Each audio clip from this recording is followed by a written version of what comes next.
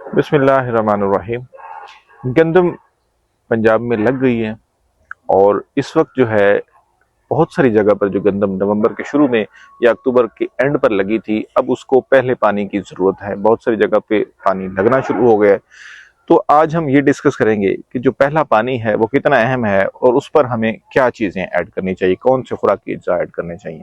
गंदम में जो सबसे अहम जो स्टेज है वो पहले पानी की स्टेज है। ये वो मरहला है जिस पर आप फसल ने इस बात का तयन करना है कि उसने कितनी पैदावार देनी है। उसने 50 मन देनी है, 55 मन देनी है या 60 मन देनी है या इससे ज्यादा देनी है, उसका तयन इस पहले पानी पे करेगा। कहा यह जाता है कि अगर आपके पास पूरे सीजन में सिर्फ एक पानी अवेलेबल है तो वो आपने पहला पानी देना है। यानी ये इतना अहम है कि इस स्टेज को आप हरगिज़ मिस नहीं कर सकते।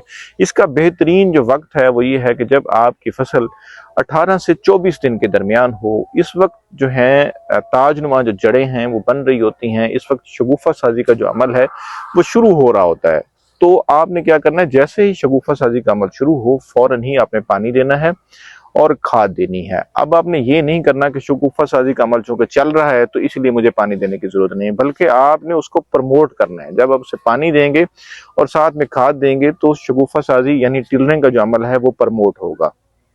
और इस पहले पानी पर जो ग़िज़ाई अनासर हैं, अगर आपने डीएपी या फास्फोरस का कोई सोर्स बिजाई के वक्त अप्लाई कर लिया था तो ज़बरदस्त है। अगर आपने नहीं किया तो इस वक्त भी आप डीएपी अप्लाई कर सकते हैं या इसका अल्टरनेटिव सिर्फ जो नेट्रोफास है वो अप्लाई कर सकते हैं। ठीक।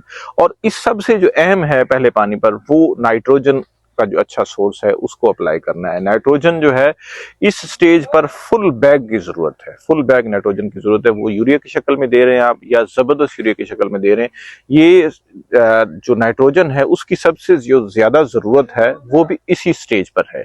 लिहाजा आपने इस स्टेज को मिस नहीं करना। इस स्टेज की अहमियत को समझते हुए आपने पानी भी बर वक्त लगाना है और उसके साथ साथ नाइट्रोजन की भी पूरी डोज देनी है।